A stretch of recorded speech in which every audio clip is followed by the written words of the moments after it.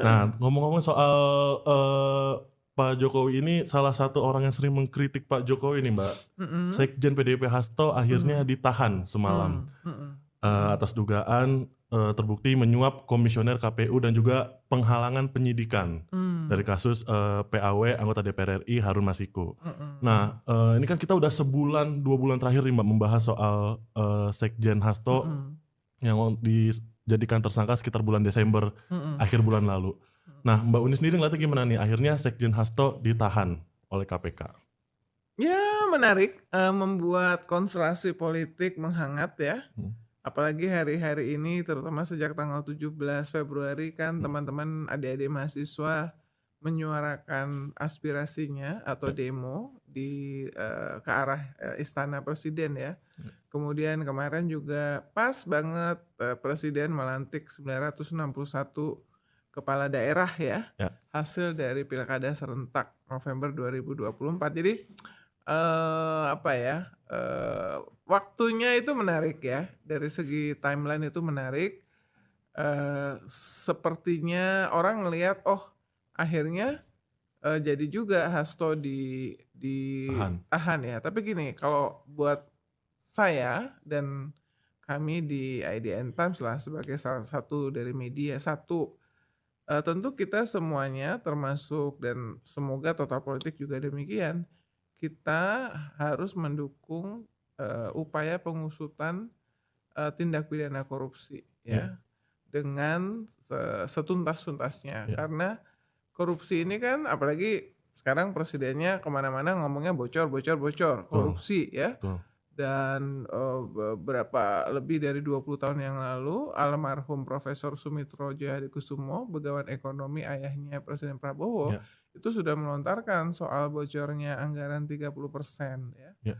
Jadi yang terbaru adalah Ketua Dewan Ekonomi Nasional Luhut Binsar Panjaitan mengatakan bahwa penyaluran bansos itu tidak tepat sasaran Ya. 50%. 50%, betul. Jadi bayangin kalau dari 500 triliun ya, Iya. 500 triliun, Sekitar 250 triliun. 250 triliun. Kalau tepat sasaran kan nggak perlu efisiensi anggaran Betul. karena harus presiden mencari alokasi anggaran 325 triliun untuk program Ya. unggulannya termasuk makan bergizi gratis, dan belakangan juga ternyata ada alokasi juga dari efisiensi itu untuk Danantara ya, Iya, betul. yang kalau tidak berubah akan diresmikan 24 Februari. Ya. Jadi kembali tadi kita mesti mendukung Betul. ya. Jadi diusut tuntas. Dalam kasus Hasto ini sudah ada yang dihukum, divonis Iya. ya. Sudah ada bukti-bukti yang dikumpulkan versi KPK Iya. ya. Meskipun pertanyaan besar kepada KPK selama ini juga, masa sih KPK tuh nggak bisa nangkap Harun Masiku, ya kan? Di KPK itu ya ada juga penyidik dari kepolisian, KPK bisa minta tolong juga. Polisi Indonesia kita udah pernah bahas ya di yang sebelum-sebelumnya. Ya. Polisi Indonesia itu dianggap one of the best police di dunia dalam hal ini gue ini ya, Ya. gue Bold and persempit. underline. Gue persempit dalam hal memburu teroris dimanapun dia berada ya, Ya. bisa gitu. Tapi giliran ada urusan yang korupsi nih kelihatan gamang ya. Ya. Orang itu biasanya gamang itu salah satunya itu mungkin ada conflict of interest. Oke. Kalau dia melakukan begitu saja, itu biasanya dia tuh merdeka, nggak ada conflict of interest. Seperti mungkin ketika polisi itu memburu teroris, Ya. langsung dapet tuh susah-susahnya ya. Ya. Nah jadi ada banyak kasus, apalagi sebelumnya Ketua KPK sebelumnya Firly Bahuri juga dari kepolisian, yang sekarang juga kan. Jadi tersangka juga. Jadi Harun Masiku nggak ketangkap sampai sekarang itu menurut saya is a big joke ya. Ya. Salah satu skandal yang paling memalukan dan ya big joke ya. Ya. Tetapi kayaknya nggak ada yang merasa malu gitu. Termasuk KPK nggak ngerasa malu ya.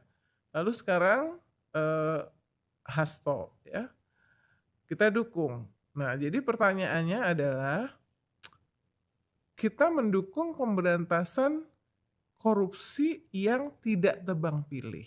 Oke. Ya kan? Ya. Karena selama ini ada kasus-kasus korupsi yang tidak diteruskan, padahal sudah diperiksa, Ya. apakah itu oleh KPK, apakah itu oleh Kejaksaan Agung, dan tidak diteruskan karena ternyata orang yang diperiksa ini elit-elit, pejabat tinggi, bahkan ada menteri Ya. yang dari era Jokowi sampai sekarang juga masih ada di eranya kabinet Merah Putih Prabowo. Ya. Di hold aja kasusnya, Betul. ya, tidak diteruskan semata-mata karena mereka-mereka ini menjadi bagian dari kekuasaan. Ya, masyarakat makin sulit untuk percaya bahwa pemberantasan korupsi yang dilakukan itu adalah pemberantasan korupsi yang tidak tebang pilih. Oke. Gitu. Nah, dalam konteks ini apalagi Hasto selama ini paling kencang ya Ya. mengkritisi Presiden Jokowi di akhir-akhirnya. Hasto adalah enabler utama. Betul. Hasto dan PDIP-nya itu ada 9 tahun ada enabler utama. Mungkin bahkan sejak zaman wali kota. Ya. Kemudian 2 periode, kemudian gubernur DKI, presiden sampai 9 tahun, PDIP terutama Hasto itu adalah enabler utama Ya. ya dari kekuasaan Presiden Jokowi ya. Ya. Oke. Nah, jadi ibaratnya itu kalau sekarang tuh mungkin kita bilangnya kalau sekarang kan politisi yang dianggap paling berkuasa dan paling berpengaruh Sufmi Dasko, Oke. ya, wakil ketua DPR. Ya. Dibilangnya Don Dasko Don. ya. Ya. Jadi Don Dasko ini mungkin penghormatan ya, complimentary ya, Ya. karena dianggap sebagai orang yang paling berpengaruh. Ya ini kan masyarakat juga melihatnya from Hasto to Dasko. Oh, Pada I see. saat 9 ketika PDIP adalah enabler dan pendukung utama dan yang paling dekat dan bahkan paling dimanfaatkan untuk mengamankan kekuasaan Presiden Jokowi, terutama di kalangan politisi karena dia kan kayak kakak kelasnya ya, koordinator. Kalau Ya. sekretariat bersama, jadi PDIP lah karena seatnya paling banyak Ya. ya koalisinya. Ya dia mungkin memainkan peran yang sangat berpengaruh seperti yang dilakukan oleh Dasko saat ini gitu ya. Oke. Jadi ini situasinya cuma berganti orang aja yang Oke. memegang kekuasaan itu. Tapi Hasto pernah ada di posisi seperti itu ya. Dan karena dia dalam posisi, ya orang yang berkuasa itu tends to corrupt, ya kan? Ya. Tends ya. Tense. Kan seperti Lord Acton bilang ya. Memiliki kecenderungan. Kecenderungan. Ya. Karena godaannya itu luar biasa besar karena kekuasaan itu Ya. ya. Ya itu yang ada dalam benak masyarakat tuh itu. Jadi saya ngelihat media juga melihat dan di media sosial juga kelihatan bahwa ketika kasusnya Hasto mereka juga mengatakan ya Hasto ini sebelumnya adalah orang yang ikut berjasa membuat situasi seperti ini ketika dia mendukung 1000% Presiden Jokowi bersama PDIP. Ya, termasuk menggolkan undang-undang yang melemahkan KPK, undang-undang Cipta Kerja, semuanya pasti itu ibaratnya tuh quote unquote tuh korlapnya yang memastikan lintas partainya supaya mendukung undang-undang ini. Ya boleh jadi adalah dia karena dia adalah dari partai yang terbesar di DPR. Partai penguasa DPR. Nah ini jadi mixed feeling ya. Tetapi kalau buat saya pribadi ditanya, saya mendukung pengusutan, pengusutan kasus korupsi ini. Jangan sampai sentimen politik apa segala macam kemudian membuat kita jadi membela orang yang boleh jadi memang terlibat dengan kasus korupsi gitu ya. Dan Hasto kan kemarin ketika ditangkap dia mengatakan dia kooperatif ya. Siap untuk diperiksa, ya saya rasa ya begitulah ya, bahwa ini kemudian dianggap sebagai ini mungkin game changer nih, karena sebelumnya sempat beredar kabar bahwa sudah ada komunikasi antara Ibu Mega, Ketua Umum PDIP dengan Presiden Prabowo yang membuat ini kan cukup lama sejak dinyatakan sebagai tersangka kan nggak ditahan ya. Sempat beredar seperti itu, saya juga mendengar seperti itu bahwa ada seperti itu. Ya itu sesuatu yang menarik dan kemudian reaksi dari Bu Mega sebagai Ketua Umum PDIP adalah satu, tidak mengganti posisi Hasto sebagai sekjen, langsung dia handle. Kedua, dia menerbitkan surat yang meminta supaya kepala daerah dari PDIP yang baru dilantik kemarin itu menunda perjalanan menuju retreat di Magelang. Di Magelang ya, Ya. yang harusnya itu segera dimulai, dan pada saat kita taping ini Ya. kan hari Hari Jumat ya. tanggal 21. Kami tim IDN Times yang ada di Jogja memonitor bahwa mereka kepala daerah PDIP berkumpul di Jogja Ya. menunggu perintah dari ketua umumnya apakah mereka akan pergi ke retreat join atau tidak. Ya. Dan Wakil Menteri Dalam Negeri Bima Arya yang kayaknya jadi PIC ketua panitia retreat Ya. kepala daerah mengatakan keikutsertaan kepala daerah dari PDIP ditunggu sampai jam 3 sore ya. Ya. Kita akan melihat apakah ini benar akan menjadi semacam penahanan Hasto itu menambah bensin ya, menambah ya bensin ke api sekam politik yang sudah terjadi ya. Atau tiba-tiba nanti seperti yang suka terjadi di politik kita, tiba-tiba kempes aja. Karena ada kesepakatan di balik layar yang terjadi dalam menit-menit dan jam-jam ini. Ya. Nah, itu juga menarik tuh, tadi Mbak Uni udah menyinggung komunikasi antara Ketum PDIP Ibu Megawati dan juga Presiden Prabowo terkait penahanan Hasto yang kurang lebih 1,5 bulan ya Mbak, nggak ditahan, masih bisa beraktivitas, padahal udah statusnya tersangka. Nah, dan udah digeledah juga kan? Iya, udah. Maksudnya gini, kalau kemarin Ketua KPK mengatakan bahwa penahanan ini dilakukan antara lain supaya tidak kabur, tidak menghilangkan barang bukti, segala macam. Kayaknya semuanya mungkin udah dilakukan penggeledahan dan penyitaan barang-barang bukti itu sudah dilakukan oleh KPK kan? Nah itu dia Mbak, karena udah digeledah, udah diperiksa semuanya dan baru ditahan hari ini, apakah yang sebelumnya dikabarkan Presiden Prabowo dalam tanda kutip memberikan proteksi kepada Sekjen Hasto setelah berkomunikasi dengan Bu Mega, apakah proteksi Pak Prabowo ini sudah habis kepada Sekjen Hasto atau gimana nih Mbak Uni melihatnya? Saya nggak bisa memastikan bahwa ada proteksi itu karena itu ada hal yang harus diverifikasi, tidak cukup hanya ke 1 atau 2 orang ya. Tetapi bahwa Presiden Prabowo itu memastikan bahwa Pramono Anung dan Rano Karno itu langsung terpilih sebagai cagup dan cawagup daerah khusus ibu kota Jakarta dalam 1 putaran, itu jelas itu adalah intervensi dari Presiden Prabowo. Karena kabar yang beredar adalah ada upaya-upaya dari orang yang saat ini sosok tokoh yang belakangan ini berhadap-hadapan dengan PDIP dan Ibu Megawati yang ingin supaya 2 putaran ya. Jadi itu adalah bukti ya bahwa Presiden Prabowo dalam konteks ini berarti kan favorable ya, mendukung Mas Pramono Anung untuk udah 1 putaran aja, nggak usah dicari-cari 2 putaran, apalagi harus ke Mahkamah Konstitusi segala macam ya.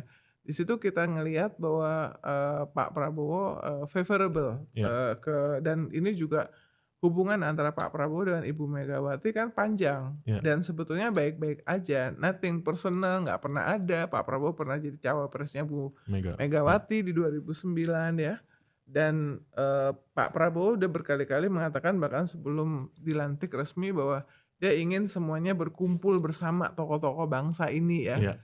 Meskipun dengan ngelihat situasi apalagi ke situasi hari ini susah banget tuh. Tadinya kan mau ada presidential club gitu ya. Iya, nggak mau. Saya sih yakin bahwa masalah antara Bu Mega dengan Pak Jokowi itu jauh lebih sulit untuk dipersatukan ketimbang Bu Mega dengan Pak SBY yang juga sempat lama tidak bisa berkomunikasi dengan baik ya. Tapi ini beda, ini kan masalahnya perasaan dihianati yang luar biasa besar ya. Karena Bu Mega dan PDIP merasa sudah memberikan banyak fasilitas dan dukungan kepada Pak Jokowi sejak di wali kota ya. Kalau Pak SBY kan sebenarnya enggak, cuma karena dianggap tidak bilang aja bahwa akan mencalonkan gitu. Jadi eh, politik itu banyak ditentukan oleh apa yang dibicarakan di balik layar sih Ahmad. Iya. Ya, jadi statement-statement itu aku pasang di Twitterku ya, Mhm. X. Jadi kalau ada itu aku bikin itu pada saat Pak Prabowo pidato Mhm. yang muji-muji Pak Pak Jokowi ya. Jokowi dan sebaliknya Pak Jokowi juga muji-muji Pak Prabowo Prabowo ya. kan. Gini, ada pepatah lama yang mengatakan ya, Ya. eh, apa apa yang disampaikan, jadi saya bilang gitu, apa yang disampaikan oleh para politisi di forum-forum terbuka seperti itu Mhm. mengingatkan kepada sebuah pepatah bahwa dalamnya laut bisa diduga, dalamnya hati siapa yang tahu, Oke. ya kan? Ya. Jadi semuanya tuh lagi saling ngejaga nih, Mhm. semuanya saying nice thing apa segala macam, karena kalau orang terbuai Ya. karena pujian, Ya. diharapkan dia lengah. Oke. Ya kan? Diharapkan pada saat dia lengah itu kemudian dilakukanlah sesuatu ya. Oke. Mbak Uni melihat ada kemungkinan terjadi seperti itu bahwa ketika dua pemimpin besar ini sedang saling memuji ya, dua orang yang masih sangat berpengaruh di negara ini masih saling memuji itu seperti kemarin di ulang tahun Gerindra, akan ada kelengahan-kelengahan dan itu akan dimanfaatkan oleh salah satunya. Dari segi track record ya. Track record Pak Prabowo tuh orang yang loyal. Oke. Ya, wah semuanya yang pernah kenal Pak Prabowo, yang kenal deket, terus kita yang mengamati dari pemerintahan luar, Ya. bagaimana orang-orang itu tetap bersama Pak Prabowo pada saat Pak Prabowo itu kayak apa ya, dalam posisi yang tidak berdaya, Ya. keluarganya juga sehingga harus ke luar negeri apa segala, tapi orang-orang ini tuh loyal ya, Oke. siap bersama-sama Pak Prabowo dalam susah dan senang. Oke. Ya, yang 20 tahun membangun Gerindra juga. Saya tidak melihat Presiden Jokowi adalah tipe yang seperti itu. Ya, jadi kalau ngelihat bahwa ini yang sedang memuji, mungkin Pak Prabowo-nya memujinya sincere dengan catatan, ya gue baik ya sekarang ya, saya ingin menjaga hubungan komunikasi kemanusiaan yang baik, ya tapi jangan kemudian mengkhianati saya atau Ya. melakukan gerakan-gerakan apalagi menyusahkan saya, Ya. ya. Nah itu juga pasti ada seperti itu, gitu Oke. ya. Ya. Nah, ini kan juga yang sebenarnya menjadi salah satu alasan dari 13 alasan teman-teman mahasiswa berdemo, Ya. ya. Karena kalau kebetulan kan yang melakukan wawancara live pertama dengan koordinator Aliansi Pusat BEM seluruh Indonesia itu adalah Ya. ADN Times. Oke. Si Herianto ya, Ya. mahasiswa dari Lombok, mendarat di Jakarta 17 sore, dia langsung kami jemput ke kantor. Ya. Kan salah satu yang dia sampaikan adalah mahasiswa tuh melihat ini masih ada matahari kembar, Oke. ya kan? Karena Presiden Prabowo, contoh yang dia kasih contoh nih, Ya. ketika kenaikan gas LPG, Ya. ya, Menteri Bahlil, Menteri SDM mengatakan ya bahwa ini adalah keputusan dari pemerintah lah ya. Pemerintah, ya. Dan tapi kemudian Bang Sufmi Dasko mengatakan tidak pernah ada perintah dari presiden Ya. untuk skema yang baru itu, Ya. ya kan? Jadi artinya, wah ini jadi yang benar nih perintah siapa nih? Ya. Bahlil ini menjalankan perintah siapa gitu kan? Oke. Nah ini salah satu yang dicontohkan oleh adik-adik mahasiswa, kenapa Oke. mereka melihat bahwa ada matahari kembar. Saya ngelihatnya bahwa gini, harapan terhadap Presiden Prabowo tuh untuk melakukan koreksi gede. Oke. Tapi ternyata kemudian sepertinya Presiden Jokowi masih ada dalam bayang-bayang dari pengambilan keputusan yang dilakukan oleh Presiden Prabowo. Ya, meskipun tadi ada bantahan bahwa contohnya itu yang Pilkada DKI kan Presiden Prabowo nggak nurut. Iya. Ya tapi mungkin kan banyak keputusan yang lainnya ya. Yang dibuat, yang ada dari mahasiswa dan masyarakat masih melihat kok masih banyak ya cawe-cawe dan pengaruh dari Presiden Jokowi, not to mention bahwa 17 menterinya juga masih ada di kabinet Prabowo. Nggak semuanya bermasalah, banyak memang menteri-menteri dari era Jokowi yang memang perform ya. Tetapi juga ada yang bermasalah juga ya, ada yang bermasalah juga termasuk yang udah sempat diperiksa juga oleh aparat hukum, Ya, tapi masih juga diangkat oleh Presiden Prabowo. Prabowo. Oke Mbak, tadi kita udah ngeliat ada hubungan antara Presiden Prabowo dan Pak Jokowi yang sepertinya membuat mahasiswa ini gusar gitu Mbak. Tapi kayaknya hubungan ini juga tidak hanya membuat mahasiswa tapi juga mantan partainya Pak Jokowi ini juga masih wait and see nih terhadap hubungan keduanya. Karena dengan ditahannya Sekjen Hasto, apakah kemungkinan atau peluang PDIP untuk gabung ke koalisi pemerintah ini akan menjadi semakin tertutup karena adanya penahanan nih, jadinya PDIP mungkin akan melawan dengan mode full oposisi, atau justru ini akan malah mempermudah PDIP masuk karena kritikus utama Pak Jokowi di PDIP yaitu Sekjen Hasto sudah ditahan gitu Mbak. Gini, kelihatan banget bahwa mode oposisinya PDIP Ya. terhadap pemerintahan yang sekarang yang juga masih ada pengaruh orang-orangnya dari era Jokowi, Ya. itu kelihatan lebih bingung, lebih Oke. gamang ketimbang ketika 10 tahun PDIP menjadi oposannya di eranya Presiden SBY. Jelas, Ya. ya kan? Clear, Ya. ya kan? Ini tuh kayak apa ya? Kayak mau oposisi apa enggak? Mau Ya. oposisi apa enggak? Kalau itu jelas 10 tahun oposisi zaman SBY. Tapi sekarang itu kan nggak pernah ada statement bahwa kami oposisi. Ya. Nggak ada. Yang ada adalah nggak ada sikap resmi Ya. dari Ya, partai. kayak itu masih di Kongres nanti Mbak 2025. Nah, tapi April. iya, makanya kan jadi belum ada sampai sekarang kan belum ada. Ya. Yang ada adalah omongan Hasto, Ya. ya. Mungkin omongan siapa yang muncul di talk show, Iya. ya. Nah, itu jadi personal. Tapi kan pertanyaannya apakah ini adalah posisi resmi dari PDIP, Ya. ya. Misalnya pernah kan sebelumnya kita juga apakah misalnya Bu Mega akan mengatakan, "Oke, kami memilih untuk di luar pemerintahan Presiden Prabowo." Ya. Atau terbuka kemungkinan untuk masuk dalam bergabung dengan syarat ini, Ya. gitu kan? Ya.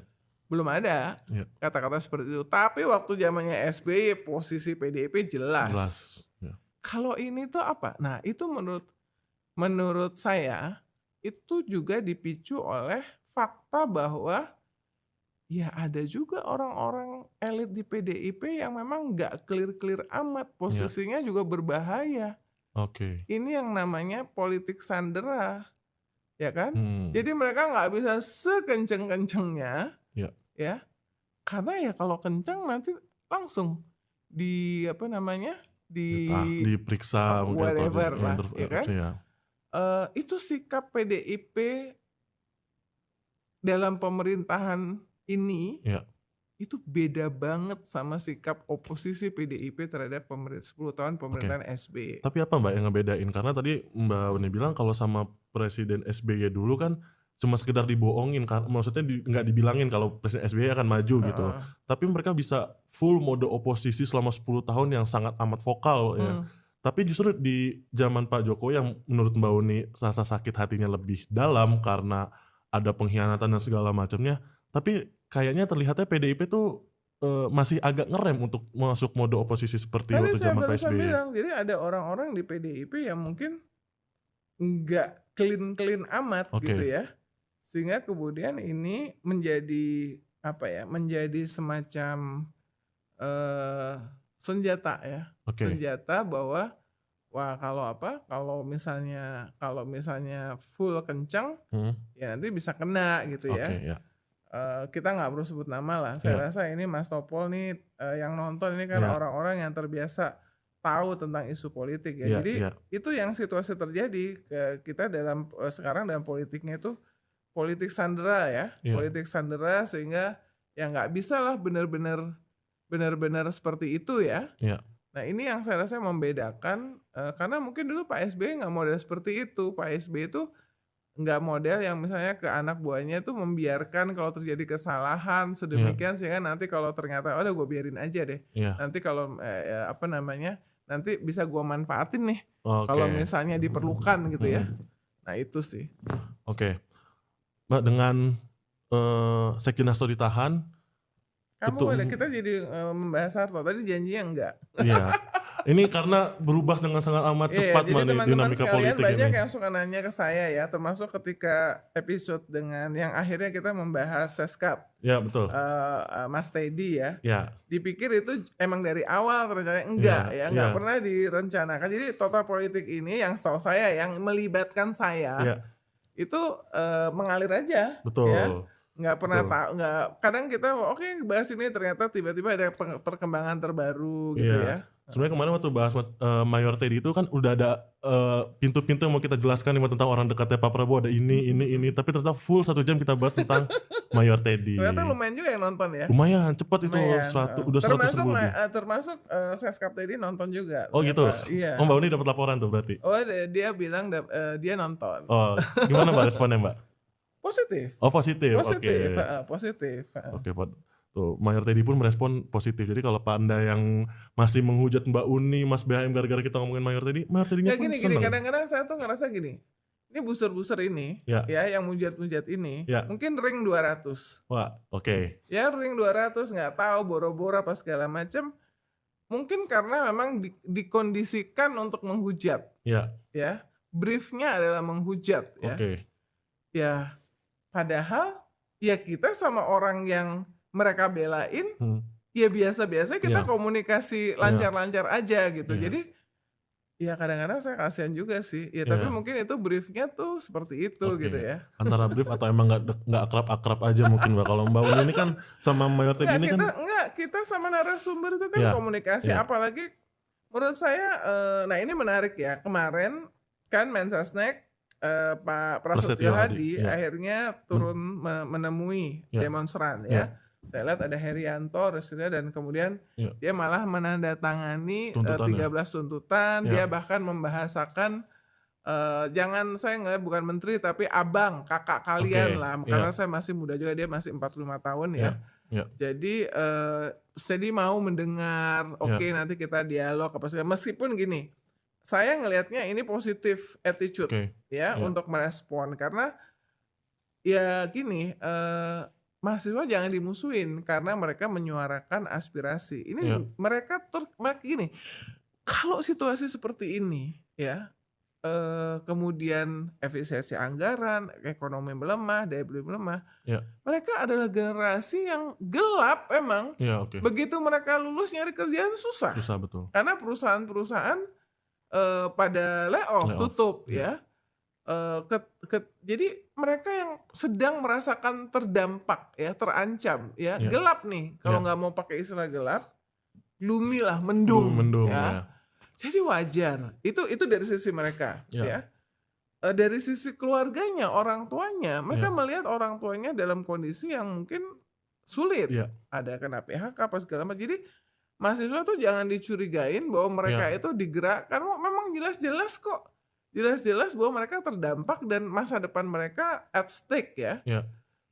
Jadi jangan dihadapin sebagai musuh. Justru harus didengar, dan semua pemerintahan, apalagi pemerintahan sekarang, Pak Prabowo harus melihat bahwa apa yang disampaikan oleh mahasiswa itu kayak semacam input, karena mereka ada di berbagai lokasi di seluruh Indonesia. Di universitas. Dan kecenderungan seorang pemimpin itu kan menjadi orang yang kesepian. Ya, karena diproteksi oleh hanya segelintir orang-orang dekatnya. Sehingga sangat mungkin dia terpisah dari kenyataan yang ada di akar rumput ya. Nah, demo mahasiswa menurut saya apalagi yang bergelombang besar memaksa pemimpin untuk melihat beyond laporan-laporan asal Bapak senang yang disampaikan oleh pejabat-pejabatnya ya. Nah, jadi kemarin itu menurut saya itu adalah good start, tapi kita menunggu apakah cuman omon-omon saja bahwa mau menerima dengan upaya meredam.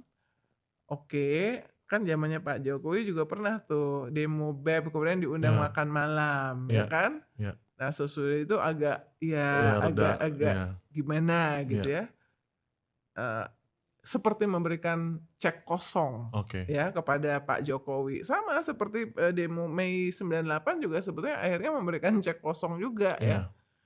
Nah, tapi kita berharap bahwa mahasiswa dengan dan bersama-sama dengan media, dengan warga yang peduli, itu terus mengawal apakah memang Ya. tuntutan yang 13 ini Ya. itu memang diperhatikan dan ada koreksi. Ya. Nah, jadi jangan bagus bahwa sudah langsung menemui, Ya. tapi nggak bisa lengah juga ya. Ya. Tetap kan kita sudah melihat bahwa warga tetap harus speak up Yes. ya, sehingga ada perubahan apa Ya. segala upah Minimum. minimum lah segala macam. Jadi kalau ada yang macet apa segala macam jangan ngeluh juga ya, Ya. warga Jakarta dan warga kota-kota yang lain, Iya. karena pada sebetulnya ya kalian itu nebeng nasib juga Iya. untuk diperjuangkan oleh mahasiswa-mahasiswa Iya, ini ya. betul. Tapi mahasiswa juga jangan gampang untuk terlena gitu Iya. loh. Iya. Gampang untuk terlena ya. Itu Ya. sih. Ya tentu kita harapkan aksi yang puncaknya hari ini ya Mbak, 21 Februari 2025 berjalan dengan aman, tertib, lancar, Ya. dan aspirasi yang disampaikan oleh para teman-teman mahasiswa bisa disampaikan dengan baik dan Dan harus diterima. dimonitor, Ya. jangan dikasih Mensesnek udah menurut saya udah oke, udah Ya. bagus Ya. menemui. Ya. Jadi ini harus terus dimonitor apakah sekedar menemui aja, Ya. tapi tidak ada tindak lanjut, tidak ada Ya. koreksi terhadap 13 hal itu. Ya. Kan sebetulnya gini, protes dari masyarakat akhirnya kan membuat rekonstruksi anggaran ya. Ya. Kemarin kan kebetulan ada tamu Kepala BRIN, Badan Riset dan Inovasi Nasional Indonesia, Pak Laksana. Ya. Dia juga cerita dan kemarin juga makan siang sama Menteri Pariwisata. Ya. Jadi ada revisi terhadap efisiensi anggaran. Oke. Karena Presiden juga menerima masukan bahwa ada pos-pos yang harusnya berkaitan dengan pelayanan publik apa segala macam yang kena. Jadi padahal maunya Presiden kan katanya nggak seperti itu, Ya. ya kan? Ya. Maunya Presiden tuh yang perjalanan dinas, seminar, seremoni, studi banding, kemudian ATK, apa Ya. segala macam itu yang benar-benar dipangkas ya. Ya. Dan itu kita setuju ya. Tapi kalau yang lain ya mestinya enggak. Nah, akhirnya ada koreksi. Dan koreksi itu kan terjadi karena protes dari masyarakat. Iya, betul. Ya kan? Jadi memang masyarakat itu kita semuanya termasuk total politik, mahasiswa, itu memang media memang harus terus mengawal. Ya. Harus terus mengawal gitu. Ya, oke. Mbak, oke tadi kayaknya menarik tuh kita bahas soal efisiensi anggaran dulu tuh sedikit tuh. Banyak mahasiswa ini melihat juga ya di realita yang akhirnya membuat mereka menjadikan efisiensi sebagai salah satu aspirasi yang mereka sampaikan, 13 tuntutan. Itu karena adanya alokasi-alokasi anggaran yang diprioritaskan untuk program-program utama dari pemerintahan Presiden Prabowo. Beberapa orang ada yang melihat bahwa ini adalah bentuk sebagai refocusing anggaran kepada hal-hal yang lebih prioritas, tapi ada juga yang bilang karena ini ada beban fiskal dari masa Presiden Jokowi yang mengharuskan Presiden Prabowo ini sepertinya bukan cuma sekedar refocusing tapi juga harus menunda banyak proyek yang ada. Bahkan kemarin di DPR sempat ada perbaikan jalan yang tinggal 63 km atau bahkan ada yang 0 km. Nah, kira-kira menurut Mbak Uni sampai kapan nih efisiensi ini akan terus berlanjut? Karena kalau saya lihat dari banyaknya alokasi anggaran kayaknya nggak mungkin juga kita akan selamanya perbaikan jalan 0 atau ada penerimaan dokter di Kementerian Kesehatan, kalau saya nggak salah penerimaan murid kedokteran atau apa itu ditiadakan tahun ini, pembangunan rumah sakit juga. Nah, ini kira-kira sampai kapan Mbak hal ini akan terjadi? Waduh, saya ngobrol sama ekonom-ekonom top, ya kan? Ya. Bahkan dua minggu yang lalu dapat brief dari 5 ekonom yang pintar-pintar. Ya. Mereka sendiri profesor doktor nggak bisa memperkirakan sampai kapan karena jadi ini ada soal dampak dari global ya, termasuk ekonomi, policy ekonomi dan bank sentral di Amerika Serikat yang sangat berpengaruh terhadap global. Bagaimana policy ekonomi Trump jilid 2 itu pasti sangat berpengaruh dan dimonitor banget ya. Jadi itu ada seperti itu. Tapi di dalam sendiri dari carry over dari policy di pemerintahan sebelumnya membuat misalnya ya salah satunya kan yang sekarang jadi rame yang dicurigai ini yang membuat antara lain membuat sebetulnya dibutuhkan uang lebih banyak, tidak Ya, hanya sekedar untuk makan bergizi gratis, ya, tapi adalah utang luar negeri yang jatuh tempo yang harus dibayar yang ya, cukup besar ya. ya. Tetapi kan memang setiap pemerintahan itu punya prioritasnya sendiri. Hmm, Jokowi prioritasnya bangun infrastruktur. hmm. Jadi digeber tuh semua infrastruktur ya to the Ya, point sampai ada BUMN yang akhirnya kolaps juga gitu ya, ya. ya, Eh, tapi Pak Jokowi makan bergizi gratis, Pak transisi Prabowo. energi, Pak Ya, Prabowo makan bergizi gratis, ya, kemudian ada transisi energi ya, ya, kemudian food estate, ya. kemudian alutsista, untuk pertahanan Tahanan ya. sehingga nggak di-cut apa segala Iya, macam. Ya masing-masing biasa itu punya prioritas ya, iya. cuman memang gini, Danantara juga Oh yang ya, disebut-sebut makanya ada juga alokasi dana yang akan dititipkan quote iya, unquote di Danantara iya, yang akan diluncurkan 24 Februari dari efisiensi anggaran. iya. Kalau pertanyaannya sampai kapan nggak tahu Hmm, ya. It's very complicated iya, ya. Tapi yang kedua koreksi yang sudah dilakukan itu diharapkan ya itu tadi. Jadi nggak mengganggu kegiatan ekonomi masyarakat iya. ya. Contohnya, sebetulnya kalau dalam keadaan krisis gini, bahkan sejak di era Great Depression di Amerika Amerika ya. ya 1930-an, itu kemudian yang membantu creating employment, membuka lapangan pekerjaan bagi rakyat, warga itu adalah proyek-proyek infrastruktur padat karya, Oke. ya kan? Iya, Nah, sekarang kalau proyek infrastrukturnya itu kemudian dihentikan sama sekali atau dipangkas banyak, iya, sementara sekarang di kota kehidupan makin sulit, iya, sehingga orang mungkin terpaksa atau dipaksa untuk kembali ke kampungnya, iya. tapi di kampung juga tidak ada kegiatan ekonomi sama sekali, termasuk apalagi yang padat karya, ya itu akan create problem. I see. Jadi tantangan besarnya itu kan adalah bagaimana kondisi sekarang tuh pemerintah create employment kan? Iya, Nah itu. Kedua investasi. Investasi juga nggak gampang, iya, ya kan? Pertumbuhan ekonomi kita yang 5,1, 5,2, 5,3 itu kan 57-60% kontribusinya dari sektor konsumsi karena kita iya, ada 278 juta iya, yang harus digenjot investasi. Investasi kuncinya adalah kepastian hukum. Tapi sinyal yang dimunculkan belakangan ini termasuk upaya DPR tadi sempat ingin menggagalkan putusan MK itu kan menunjukkan tidak ada kepastian hukum. oke. Iya, Hukum itu bukan panglima, yang itu pasti berpengaruh terhadap minat minat, dari iya, investor untuk invest di Indonesia. Nah, iya. ini challenge yang besar loh buat Pemerintah ya. buat pemerintah Iya, ya. Kalau mau dibangga-banggain ya kita pertumbuhannya 5%, tapi kemudian pemerintah klaimnya kan adalah tapi kita kan lumayan dibandingkan negara yang lain yang iya, lebih kecil apa segala macam ya, tapi ya nggak cukup. iya, Karena pertumbuhan itu kan pertumbuhan makin besar itu creating employment, iya, lapangan pekerjaan. iya, Nah, sekarang apa yang diandalkan dengan iya, efisiensi anggaran segala macam gimana caranya iya, creating. Nah, tapi untungnya karena protes. Nah, makanya kita tuh harus selalu protes. iya, Akhirnya Presiden Prabowo kan bikin policy, iya, ya. Selama 6 bulan dari yang di PHK, yang kena PHK, selama 6 bulan akan mendapatkan 60% oke. dari Gaji sebelumnya. gaji sebelumnya. Ya, Itu kan terjadi karena kita protes, karena Oke. warga protes. Makanya warga ini emang harus protes, oke. harus speak up. Karena kalau enggak, kekuasaan paling atas itu mungkin enggak tahu dampaknya yang real terhadap warga dari kebijakan atau keputusan yang diambil itu seperti apa, Oke. ya kan? Ya. Nah, misalnya itu. Ya. Nah, sekarang yang lain adalah revenue. Revenue. Ya. Revenue dari pajak kan, masa dari Ya. utang luar negeri lagi? Ya. Ya.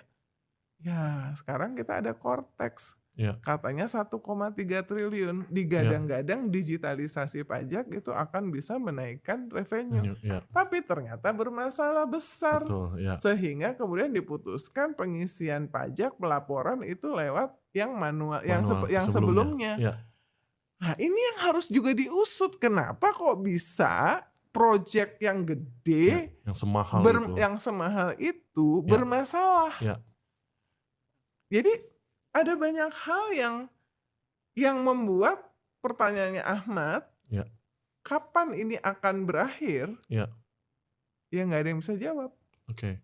Tapi ada juga yang bilang bahwa efisiensi ini adalah karena selama ini anggaran yang masih hari ini dipakai sama pemerintah itu adalah anggarannya Pak Jokowi sebelumnya, di tahun sebelumnya. Ada yang bilang anggaran setelahnya mungkin setelah ada pembahasan di DPR sampai diketok di DPR, mungkin situasi akan lebih baik. Nah, menurut Nggak Mbak ini juga. gimana? Karena justru kalau dulu Pak Jokowi jadi presiden di tahun 2014, Ya, dia nggak bisa langsung mengeksekusi programnya karena dia masih di tahun 2014 APBN dia masih ikut APBN yang ya, sebelumnya diputuskan di pemerintahan sebelumnya. ya, Nah, tetapi di Pak Prabowo ini ya. itu mendapatkan privilege sebetulnya, Oke, ya, ya, karena sebelumnya kan di era ketika Pak Jokowi masih jadi presiden, dia sudah memasukkan orang-orangnya ke beberapa posisi yang strategis, oke, termasuk Wakil Menteri Keuangan ya, Thomas Jiwandono yang notabene itu adalah keponakannya, ya, ya, maksudnya orang dia lah, ya, ya, udah masuk, ya, kemudian ada tim namanya tim sinkronisasi ya, yang sudah masuk. Tim sinkronisasi kan ini kan dari Gerindra, politisi-politisi Gerindra ya, yang dari bulan-bulan sebelumnya ya, sesudah pemilu Februari itu sudah masuk ke berbagai kementerian lembaga ya, dan memastikan program utamanya Pak Prabowo itu masuk dalam anggaran. ya, Kan kita baru RAPBN 2025 ini kan dibahasnya, diputuskannya di Agustus Agustus, ketika ya, 16 Agustus Presiden Jokowi menyampaikan RAPBN untuk 2025 2026. ya, Jadi sebetulnya itu sudah diakomodir, ya. ya, Program-program unggulan Presiden Prabowo itu sudah diakomodir sehingga Pak Prabowo sebenarnya begitu dilantik 2025 bisa langsung ngegas. oke. Jadi ini beda situasinya dengan Zaman Pak ketika Jokowi periode pertama, ya, kebiasaannya di periode pertama presiden tahun ya, pertama dia belum bisa gerak nih oke, karena dia masih harus tersandera dengan APBN yang sudah diputuskan oleh pemerintahan sebelumnya. oke, Prabowo tuh enggak, justru karena ya mungkin ini karena blessing in disguise atau apa. ya, Jadi dia sebelumnya sudah memasukkan dan jadi maka ini kan keberlanjutan. oke, Jadi ada komitmen dari, nah ini dukungan dari Presiden Prabowo ya, ya, karena kan yang jadi wapres sekarang juga anaknya, pasti dia nggak mau menyusahkan ya, duet Prabowo sama anaknya ya, dalam konteks memenuhi janji-janji kampanye ya, kan. ya, Jadi itu udah diakomodir tuh, udah ya, masuk tuh, makanya kan misalnya Ibu Menteri Keuangan udah bilang waktu 71 di bulan Agustus sesudah penyampaian nota keuangan pengantar RAPBN kan Ibu Menkyu waktu itu sudah bilang bahwa sudah ada alokasi untuk makan bergizi gratis 71 triliun misalnya. ya, Nah, jadi udah ada, uangnya tuh udah ada, nggak perlu harus menunggu RAPBN sesudahnya. ya, Tapi ini memang gini, ginilah, misalnya gini, Presiden Prabowo di rapat kabinet bilang bahwa saya perlu 300 sekian triliun ya, untuk program. ya, Ya kan misalnya makanan bergizi, apa iya 300 triliun itu harus habis dalam 1 tahun? Mestinya oke, kan bisa ya, dibebankan ke tahun berikutnya juga. ya, Karena kan mungkin sekarang katanya akhir Februari 1 juta anak. ya, Targetnya kan 82 juta siswa. ya, Kan pemenuhan targetnya kan bertahap, ya, ya kan? ya, Jadi nggak tahu apakah misalnya akhir tahun 2025 ini bisa mencakup 82 juta. ya, Mungkin belum, ya bertahap. Artinya kan uangnya juga nggak perlu harus 300 triliun ya, tahun ini ya, gitu kan. Jadi ini bisa diberikan bertahap, itu satu. Kemudian kegiatan-kegiatan yang lainnya, alat, barang apa segala macam, yang nggak harus dibeli, ya, nggak harus semua barang itu dibeli. ya, Bisa juga sewa kan? ya, Kalau beli dibebankan di tahun 2025 semuanya cost-nya, ya, sehingga memberatkan. Tapi kalau sewa enggak. Mau dibagi, mobil, ya, apalah segala macam. ya, Kalau memang diperlukan ya, ya, ya itu kan bisa pakai mekanisme sewa, nggak Iya. semua harus dibeli misalnya. Iya. Nah hal-hal seperti itu, nah ini bukan kata saya ya, saya belajar dari ekonom-ekonom orang pintar yang saya temuin dalam minggu-minggu ini, itu Iya. pendapat mereka Oke. bahwa ya sebetulnya ada yang bisa dilakukan untuk membuat ini jangan sampai kemudian kayak misalnya ada kementerian lembaga katanya beredar, Iya. wah bekerja cuma 4 hari, Iya. ya 4 hari jam 4 di kantor ya, Kantor jam 4 ini shutdown, mati ya, semua. dan itu menimbulkan masalah karena kalau kita disuruh kerja dari rumah nggak dikasih uang pulsa, ya berarti kan bebannya jatuhnya pribadi nih, Iya. ya Iya. kan? It's not fair. Tapi kemarin saya makan siang dengan beberapa teman Pemret, makan siang sama Ibu Menteri Pariwisata ya, Ibu Iya. Widi. Mereka tetap bekerja full di kantor selama 5 hari. Iya. Bahkan kata Bu Menteri, saya Sabtu Minggu juga tetap kerja ya. Saya ngelihat hari Minggu kemarin dia di gerakan wisata bersih, bersih di Kota Tua ya, Iya. bersihin Kota Tua. Jadi artinya Sabtu Minggu tetap ada kegiatan. Tapi kantor Par Menpar. tetap buka Ya. normal, jam kantor 5 hari, yang benar-benar dipangkas itu sampai 50% perjalanan dinas, Oke. ya kan? Kemudian ATK benar-benar ya hari gini juga ngapain juga ya. Iya. Terus kemudian seremoni apa segala macam itu dikurangi. Yang mereka lakukan adalah kolaboratif baik dengan Oke. kementerian lain maupun dengan pihak Oke. swasta. Jadi emang at the end of the day juga sangat bergantung kepada kreativitas dari pejabat-pejabat ini. Iya, berarti efisiensi di Kemenpar lebih on point ya Mbak daripada yang ramai-ramai di. Paling tidak itu klaim menterinya sehingga menunjukkan bahwa everything's okay. Oke. Kerjanya tetap 5 hari, Oke.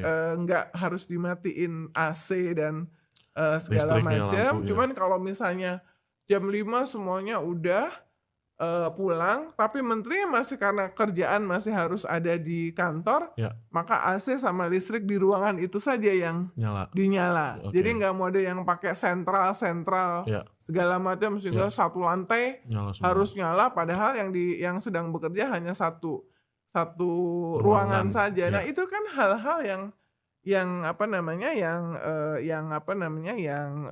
bisa dilakukan gitu. Oke Mbak. Tadi kita udah dengar ada warga yang protes, lalu mungkin ada juga orang-orang yang protes karena efisiensi mulai dari mahasiswa sampai pegawai-pegawai di instansi pemerintahan. Tapi ada juga nih Mbak yang protes nih Mbak, yaitu adalah Bu Mega karena Hasto ditahan dan ingin menggeruduk KPK katanya. Gitu Ini ya. kemarin sempat ramai banget tuh Mbak kan, waktu itu pernyataan Bu Mega kan cukup keras tuh Mbak. Kalau Hasto ditahan, KPK akan saya geruduk, akan saya datangi, Kapolri juga akan saya datangi. Nah, sekarang Sekjen Hasto akhirnya ditahan Mbak. Bu Mega sudah mengeluarkan instruksi yang cukup keras saya kira ya, karena yang sebenarnya tadi kita bahas untuk kepala-kepala daerah tidak ikut ke sana, menunda bukan tidak ikut ya, menunda. Walaupun, kita belum tahu nih, nanti mungkin ditambahin kali informasinya ya. Oke, jam 3. Nah ini ada beberapa informasi tambahan juga nih. Ada satu bupati yang tetap jalan ke retret. Terus Mas Pram kebetulan adalah gubernur yang baru dilantik dari PDIP, tapi Mas Pram tinggal jalan ke Jogja juga, nggak di Jogja, sekarang lagi menyambangi rumah Bu Mega. Dan tadi bupati. Oh iya, saya dengar Mas Pram ada Saleh Basarah juga ya. Iya betul, bertemu dengan Bu Mega ya. Betul, ada Pak Said Abdullah juga ke rumah Bu Mega. Nah kira-kira Mbak ke depannya nih Bu Mega akan melakukan apa setelah melakukan memberikan banyak instruksi kepada kadernya sampai kepala daerah ditunda ikut retret dan segala macamnya Mbak. Karena pernyataan Bu Mega kan cukup keras Mbak dalam membela Hasto. Apakah Bu Mega akan pasang badan untuk Sekjen Hasto atau justru Bu Mega akan wait and see, karena seperti yang sebelumnya kita bicarakan sudah ada komunikasi antara Bu Mega dan Presiden Prabowo terkait hal ini Mbak. Ini jam 2.50 ya. Ya. Bima Arya kan menunggu sampai jam 3 ya. Betul. Jadi kita olor-olor aja nih ya. Siap. Sampai kira-kira sekitar 20 menitan lagi. Siap. Ya sambil kita monitor ya. Siap. Aku nggak bisa jadi cenayang dong Ahmad. Iya. Ya Ini kan? analisis dari actor behavior aja nih Mbak. Kan Mbak Uni dengan pengalaman panjang pasti. Iya, buktinya bisa yang katanya menganalisis begitu Hasto jadi tersangka aja kan, emang Bu Mega emang ada yang menggeruduk ke KPK atau ke Iya, polisi? iya, Itu dulu statementnya kalau jadi tersangka kan? iya, Ya tapi kan sampai sekarang nggak ada menggeruduk. iya. Dan mungkin Oke. enggaknya karena ada deal-deal di balik layar itu tadi kan? Ya oke. Nah seperti itu dia tadi karena udah ada deal, tapi mungkin menggeruduknya tidak menggeruduk secara langsung tapi dengan cara seperti ini gitu loh. Akhirnya menunda perjalanan para kepala daerah, lalu sekjen langsung dipegang sama Bu Mega. Ini kan sebuah statement kuat bahwa Bu Mega sepertinya tidak akan tinggal diam nih Mbak Uni dengan ditahannya Sekjen Hasto. Ingat nggak kita pernah bahas di sini ketika Bu Mega mengeluarkan edaran yang Ya, ditandatangani oleh ya Ketum dan Sekjen Hasto ya, bahwa caleg PDIP yang di dapilnya ya, itu gagal memenangkan Ganjar ya, di dapilnya. Ingat kan? ya, Kita ya, bahas di ya, sini itu tidak akan dilantik. ya. Ya ternyata nggak ada yang seperti itu. Oke. Semuanya caleg yang menang ya dilantik aja. Dilantik Nggak ya. ada kan kasus yang muncul dari surat edaran itu Ya. emang ada. Kita bahas loh di sini. Ya, Kan ya, itu salah satunya adalah ya. kalau ada itu kan waktu itu Bu Mega ingin menyemangati karena Oke. waktu itu kan ada suara-suara bahwa nggak solid nih Ya, di PDIP untuk memenangkan Ganjar. ya, Ya kan? Karena ya di PDIP sudah ada juga, sudah terbuka juga bahwa ada Ya. orang-orang yang lebih condong ke Jokowi. ya, Yang kemudian jelas-jelas terbuka adalah Marwarar Sirait lah, Ya. ya kan? Nah, tapi banyak yang seperti itu. Nah, Ya. makanya Bu Mega kemudian mengeluarkan Statement menggeruduk statement gitu. seperti itu ya, Ya. untuk mengingatkan kader PDIP lo mesti kerja keras nih Ya. untuk memenangkan calon kita nih Ya. Ganjar. Ya. Kalau enggak berpotensi tidak dilantik. Ya. Kalau ternyata dia menang di dapil itu, tapi Ya. Ganjarnya kira-kira kalah. Kalah. Kira-kira Ya. tafsirnya seperti itu. Ya. Kan nggak ada kayak Ya. gitu. Ya. Semuanya ya dilantik aja. Nggak ada kasus. Kalau ada yang seperti itu pasti kita tahu. Iya, iya. Ya, pasti kita tahu. Karena politik kan nggak ada rahasia kan. Betul. Nah, kan nggak ada. Ya kan? Ya. Nah, jadi Berarti ini apakah Bu ya, Mega jadi hanya ada kemungkinan juga, ya nggak tahu ya. Kalau kamu tanya ke saya ini termasuk orang yang ya udah kalau politisi berantem kita lihat, karena kalau polisi itu berantem biasanya mereka bongkar membongkar, saling Ya. bongkar, Ya. dan itu bagus buat media, Ya. ya, karena mereka saling membongkar, Ya. apa yang mereka tahu, karena mereka tuh saling megang rahasia satu sama lain, Ya. kelakuan satu sama lain. Sebelumnya Sekjen Hasto juga menyebut bahwa memegang banyak rahasia. Makanya yang katanya disimpan di Rusia lah ya. apa. Apakah itu akan di-share, Ya. apalagi sesudah dia ditahan, Ya. ya kita tunggu. Kita seneng banget kalau itu semua rahasia-rahasia kelakuan politisi itu dibuka. Ya. Tapi most of the time, itu cuman berhenti di hanya ngomong dan ancam-mengancam saja. Saya sih menunggu kalau misalnya Hasto katanya menyimpan video inilah, menyimpan Ya. video itulah, rekaman ini, rekaman itu. Ya. Silakan di-share. Ya. Kita seneng, kita menunggu, masyarakat menunggu. Ya. Media juga menunggu. Oke. Kalau beneran memang ada, ya. Ya. Jadi kamu tanya ke saya bukan cenayang, saya nggak terlalu mengenal Ibu Mega. Ya. Saya hanya meliput dari jauh Bu Mega. Ya. Tetapi tadi salah satu contohnya yang bisa saya sampaikan adalah yaitu tadi bahwa surat yang kalau nggak salah 16 Desember atau Ya. apa tuh, Ya. yang yang pernah disampaikan itu 16 Desember atau Januari whatever, tapi surat Ya. itu kita bahas di sini. Saya Ya. ingat kita bahas di sini. Ya nyatanya kan nggak ada. Ya. Oke, Mbak Uni. Ya menarik juga ya melihat bagaimana konstelasi di internal PDIP dan dinamikanya seperti apa. Nah, ini kalau yang ini mungkin kita nggak perlu bertanya langsung dari Bu Mega. Nah, kalau Mbak Uni mungkin udah dengar nih mungkin selentingan dari sekitar politisi yang mungkin ada di PDIP atau orang-orang dekatnya nih. Kalau Mbak Uni kan ciri khasnya kalau di Total Politik ini selalu memberikan info A0 terkait konstelasi dan dinamika politik di Indonesia. Nah, Mbak, selepas Sekjen Hasto, kira-kira Mbak, kira-kira dari beberapa nama yang sudah beredar atau nama-nama mungkin bahkan ada yang belum beredar, siapa yang akan melanjutkan atau memiliki potensi besar untuk ditunjuk Bu Mega untuk menjadi Sekjen PDIP selanjutnya? Nggak tahu, so far. Kayaknya sampai Kongres mungkin akan tetap. Ya karena kan bisa aja nggak harus ada diganti sampai di Kongres, Oke, tetapi ada yang in charge lah ya. oke. Jadi so far karena kalau Mas Pram rasanya kok enggak ya, karena Ya, Mas Pram sibuk sekali. Jadi gubernur itu kan pekerjaan yang 24 jam ya. ya, Bahkan mungkin lebih sibuk daripada jadi Seskap ya. ya, Jadi ini kan harus orang yang dipercaya. Tapi Bu Mega bisa menunjukkan quote unquote moral support ya, kepada Hasto ya. dengan tidak menunjuk orang untuk menggantikan posisi itu. Itu adalah bentuk moral support. Oke, Bahwa di dalamnya ada orang yang memang ngerjain kerjaan sebagai sekjen, ya, itu sangat mungkin. Tetapi keluar kalau Bu Mega ingin menunjukkan moral support kepada Hasto, ya, ya dia nggak akan menunjuk pengganti. Dan so far kan katanya memang enggak ya. ya, Dan saya rasa Bu Mega harus very very supportive ke Hasto karena ya. ya Hasto juga pegang banyak rahasia Bu Mega mungkin dan elit-elit Oke, PDIP yang lain gitu ya. ya, Jadi itu yang bisa dilakukan dan sebetulnya Bu Mega juga tipe orang yang setia ya. Bu Mega ya, itu juga mirip-mirip sama Prabowo sebetulnya, ya, tipe-tipe orang yang loyal ya, gitu ya, tipe-tipe orang yang loyal kepada siapa yang bekerja dekat dengan dia gitu ya. ya. Jadi kalau saya dugaannya seperti itu. Oke. Kalau melihat track record Bu Mega Oke. selama ini. Berarti kemungkinan baru kita bisa dengar mungkin dalam waktu sebulan ke depan semakin mendekati Kongres mungkin nama-nama yang berpotensi besar menggantikan Sekjen Hasto baru akan terdengar mungkin gitu kayak kali Mbak Yuni ya. Dan terdengar suara-suara bahwa Kongres juga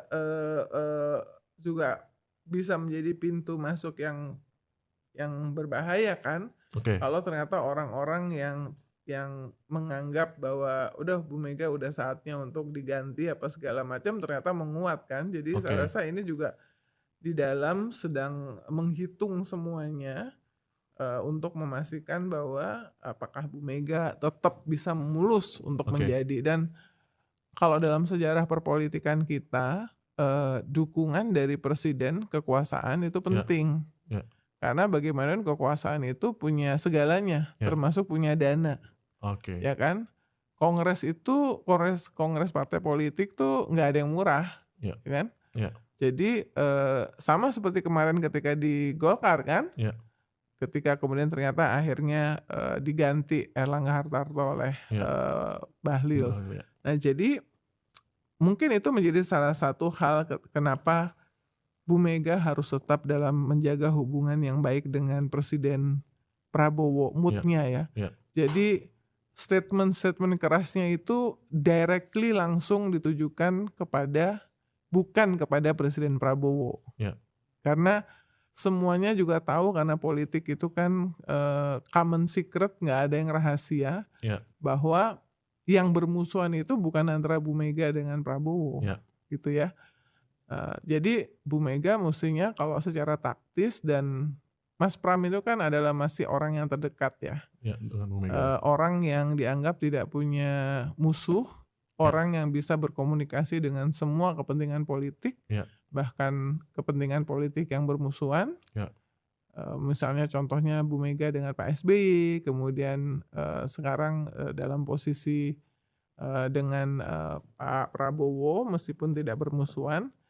Mas Pram pasti nggak akan menyarankan Bu Mega untuk mengambil posisi konfrontatif terhadap Presiden Prabowo. Oke. Karena banyak hal yang dimana Ibu Mega sebagai ketua partai politik itu pasti sangat akan membutuhkan support dari Presiden Prabowo termasuk dalam Kongres nanti. Nah jadi makanya menarik sekali memang salah satu tuntutan yang mengemuka dari kan gini, salah satu yang membuat mahasiswa turun ke jalan dan warga juga protes adalah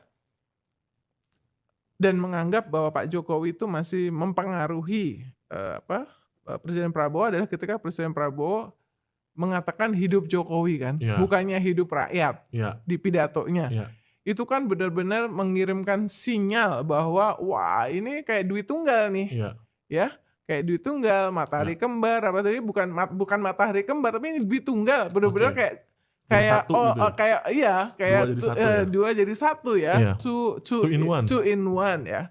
Ini yang mereka sangat khawatirkan kan. dan ya itu kemudian menjadi salah satu menyemangati mereka untuk ini nggak bisa kayak gini nih. Ya. Nah ini menurut saya mesti dihitung betul-betul oleh Presiden Prabowo Oke. ya. Tadi kamu kan sempat nanya di WhatsApp soal koalisi permanen ya. Iya, betul. Koalisi permanen. Nah, ini Sekarang baru gini. kita bahas nih abis ini. Mbak Uni udah langsung membelokkan dengan kayak gimana, Mbak? Iya karena Menarik ini soalnya. kan koalisi permanen Ya. Presiden Prabowo sekarang didukung oleh 470 seat di DPR. Ya. Dia sudah koalisi permanen. Gerindra sudah announce bahwa Prabowo adalah capres di 2029 ya. Ya. Tapi Gerindra juga mesti hati-hati nih sama siapapun termasuk Presiden Jokowi ya. Oke. 2029 apakah benar Presiden Jokowi masih committed Ya. untuk mendukung Prabowo? Masih lama ini Iya, soalnya, ya kan? Masih sangat dinamis lah Masih 5 sangat tahun. dinamis 5 tahun. Kemarin aja last minute tiba-tiba beneran Gibran Iya. jadi cawapres. Betul. Dan Presiden Jokowi mengambil risiko Iya. untuk menentang Iya. PDIP, Iya, ya kan? iya. Yang sudah berjasa banget sama dia gitu, mendukung dia sejak di wali kota di Solo ya. Iya. Artinya apakah di 2029 itu kan ada Prabowo didukung Gerindra, Iya. Gibran pasti bapaknya pengen, Iya. ada Agus Harimurti Yudhoyono, ya, ada mungkin masih Anies Baswedan, mungkin nggak tahu nanti didukung oleh siapa ya. Iya. Jadi sangat cair 2029. Jadi Gerindra nggak bisa kepedean juga Iya. untuk berpikir bahwa Jokowi itu masih akan mendukung Pak Prabowo iya. untuk menjadi capres di 2029. Nah, Iya. yang hal-hal seperti ini kan mesti dihitung juga. Iya. Mesti dihitung juga sedemikian sehingga ya masyarakat sebetulnya terutama pendukung Pak Prabowo, termasuk yang nggak mendukung Pak Prabowo di pemilu, inginnya Iya. ya Pak Prabowo bersikap independen dan mandiri dalam mengambil keputusan tanpa dipengaruhi oleh siapapun termasuk Pak Jokowi. Iya. Ya. Oke. Nah, ini yang ditunggu untuk dilihat oleh siapapun ya. Jadi koalisi permanen tuh gak ada lah namanya koalisi permanen berdasarkan kesepakatan. Iya. Gue dukung lo ngasih apa sama gue? Iya. Kan dalam politik seperti itu. Iya. Tapi itu menarik juga, Mbak. Koalisi permanen dibentuk ketika kayaknya Pak Prabowo tuh baru jadi presiden 3, 4, 5 bulan lah. 4 bulan lah ya. Ya. Terus udah mau. Orang biasanya kan udah 3 tahun, 4 tahun menjelang pemilu berikutnya kan. Betul. Nah, tapi udah buru-buru, bahkan udah ada pernyataan dari PSI akan fix mengusung Prabowo lagi di 2029. Lucu ya kalau ngeliat PSI. Ya. Jejak digitalnya menarik. Iya, menarik. Ya, kepada itu. Prabowo. Ya, tidak. Partai anak muda yang ternyata jejak digitalnya kurang memberikan contoh kepada anak muda sih. Ya, tapi seenggaknya itu membuka mata anak muda kalau ya inilah politik, Mbak. Inilah politik. Iya kan, betul. Kan kalau Mbak Uni politik mengajarkan, itu kan adalah kekuasaan betul. pada akhirnya. Kalau Mbak Uni kan selalu mengajarkan ini tuh dinamis kayak Mbak Uni terakhir kali kesini sama nanti kesini lagi ceritanya ini kok udah beda lagi nih kita ceritain nih kan. Ini kan tuh udah baik kayak gitu-gitulah. Tapi gini loh, ada yang harusnya beda cerita iya, tapi mestinya moral itu mesti sama lah. Iya. Tapi anyway, politik Ya. kan seringkali nggak ada soal itu ya. Iya, agree. Nah, kira-kira apa sih nih, Mbak, yang menyebabkan Pak Prabowo tuh buru-buru banget atau Gerindra buru-buru banget mengunci koalisi Kim Plus ini mau jadi koalisi permanen gitu. Padahal Pak Prabowo pun bahkan ngasih statement, ya kalau nanti program saya nggak deliver, ya jangan ngusung saya lagi. Itu kan tanda bahwa Pak Prabowo tuh ngasih statement kalau ya oke dia mau maju, tapi ya kita lihat dulu nih ke depan gitu loh. Akan seperti apa masa kepemimpinan dia selama 5 tahun ke depan. Bagusnya sih saya nggak mengira-ngira ya. Kebetulan kan Pak Prabowo memang mau mengundang beberapa pemimpin redaksi untuk ketemu ya. Nah, boleh Mbak. Mendingan kita bahasnya sesudah itu. Nanti saya coba tanyain. Oke. Nanti kita undang lagi Mbak Uni minggu depan setelah makan siang dengan Pak Prabowo. Iya kan, daripada gue kayak mencoba untuk membaca apa yang ada dalam pikirannya, bisa karena kan bisa aja dari Pak Prabowo, bisa aja ada yang bisikin, bisa apa segala macam, idenya kan bisa datang dari mana aja ya. Tapi ya Itu sih menurut saya valid question ya, yang perlu langsung ditanyakan kepada Pak Prabowo sih. Iya, oke. Dan kira-kira nih Mbak Tapi dari itu tadi, dalam konteks pertanyaan lo tentang koalisi permanen sih, ya, gue sih pengen ini ya hati-hati juga Gerindra sama Pak Prabowo, belum tentu juga 2029 siapapun ya, termasuk Pak Jokowi ya, akan tetap mendukung dia ya, untuk jadi capres. ya, Bisa aja tiba-tiba bergerak mendukung yang lain. ya, Kan bisa aja, ya. ya kan? Oke. Nah, ini kan udah ada koalisi permanen, Mbak. Hmm. Sementara lalu ada lagi Itu yang PDIP. menyebut kata koalisi permanen itu siapa? Media atau mereka sendiri yang mengklaim? Kalau aku nggak salah itu yang nyebut itu, ini bisa tolong dicek juga ya. Koalisi permanen ini kalau nggak salah yang pertama kali nyebut itu Caimin, Mbak, yang ngasih statement soal itu. Pak Prabowo menawarkan pembentukan koalisi permanen. Kalau aku nggak salah ya. Itu Caimin yang ngomong menceritakan pertemuan Pak Prabowo dengan ketum-ketum Kimples di Hambalang. Nah, pas Oh, di ini doorstop. idenya Pak Prabowo katanya di sini ya. Nah, iya betul. Heeh. Soal koalisi permanen itu. Nah, itu barulah kayaknya aku nggak lihat Pak Prabowo mengeluarkan statement sendiri. Bahkan Gerindra pun mengeluarkan statementnya belakangan gitu loh, setelah Caimin, PSI, lalu Nasdem juga bertanya ini koalisi permanen sampai kapan nih kira-kira gitu kan. Hmm. Nah kalau Demokrat seperti biasa diplomatis sampai 2029 kita dukung penuh Pak Prabowo. Hmm. Tapi ya gimana tuh Mbak Uni melihatnya? Ya Caimin aja nggak, koalisinya nggak permanen. Iya benar sih. Cuma bertahan setahun kurang lebih ya. Baru udah saya akan bersama di garis perubahan. Nggak lama Ya belum. gini lah, kalau politisi ngomong kayak gitu kita anggap itu adalah benar pada saat diucapkan. Ya, Ya kan? Jadi itu adalah sebuah kebenaran hanya pada saat itu ucapkan. diucapkan. Ya. Ya gitu aja. Siapa tahu siang ngomong kayak gitu, sore dapat telepon kan Mbak. Udah dapat ajakan, malam berubah. Bisa juga seperti itu. Iya. Nah, ini pertanyaan terakhir deh Mbak. Ini kita udah bahas soal Kimples, koalisi permanen, PDIP.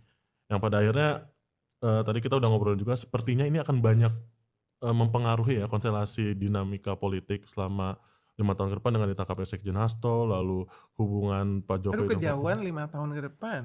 Paling hari-hari ini dan minggu-minggu ini yang tadi kita bahas, Ya, karena everything bisa berubah cepat gitu loh. oke. Ya kan? Ya, Jadi susah sekarang memperkirakan kondisi politik atau ekonomi untuk bikin proyeksi. Mungkin paling lama proyeksi itu 1 tahun aja, oke. paling lama, nggak bisa 5 tahun, nggak bisa. Hmm, Ya paling 1 tahun aja. oke. Karena mungkin dari sekarang sampai menuju ke 1 tahun sekarang 4 bulan. Kemudian 1 tahun itu kan berarti 8 bulan lagi. Everything can change. 4 bulan presiden melakukan reshuffle, Ya, mengganti Mendikti. Mendikti Science and Teknologi. Ya. Ya dia paling gampang diganti. Ya. Bukan hanya karena dia memang ada masalah dengan komunikasi, dengan Ya. style manajemen internally yang sampai di demo sama ASN-nya. Ya. Tapi yang kedua dia kan bukan dari partai politik. I see. Nah, menteri yang bukan dari partai politik itu lebih rawan untuk diganti. Ya. Ya kan? Masyarakat ada yang meminta supaya Bahlil diganti. Tapi dia Ya. ketua umum Partai Golkar. Ya. Partai nomor 2 terbesar di Ya. parlemen. Ya. Tentu Pak Prabowo berpikir bahwa ya saya perlu Golkar untuk mengamankan kebijakan-kebijakan, keputusan program-program saya termasuk Ya. alokasi anggaran. Dia butuh Golkar di DPR, ya kan? Ya. Dan mungkin dia masih tahu bahwa Bahlil posisinya sebagai ketua umum di Golkar masih lumayan kuat di Ya. Golkar gitu ya. Ya. Jadi ya mau teriak sampai kapanpun mungkin akan lebih sulit untuk mengganti sosok-sosok yang berasal dari partai politik. Ya. Ya. Tapi kan orang nggak menyangka bahwa begitu cepatnya melakukan reshuffle ya, melakukan reshuffle. Jadi sangat cair ya. Ya. Mungkin akan ada reshuffle berikutnya, nggak lama lagi. Ya. Ya kan sudah ada nama-nama yang juga muncul di permukaan untuk yang layaknya diganti karena tersangkut kasus hukum atau segala macam. Ya. Jadi kita nggak bisa tuh memperkirakan mungkin 5 tahun yang akan datang Oke. atau apa menurut saya ya. Oke. Kayaknya diskusi hari ini udah cukup Iya. panjang, dan banyak sekali hal-hal yang tidak terduga karena kayak Mbak Uni bilang tadi semuanya bisa berubah dengan cepat. Kayak yang kita omongin tadi malam untuk jadi materi hari ini pun berubah cepat di hari ini. Semuanya berubah dengan sangat cepat. Iya, Jadi makanya kalau ke Total Politik tuh saya nggak pernah persiapan. iya, Ya percuma juga persiapan apa segala macam, tahu-tahu iya, begitu duduk di sini pertanyaannya beda. iya betul. Itu juga yang dirasakan oleh narasumber-narasumber lain. Jadi istilah sini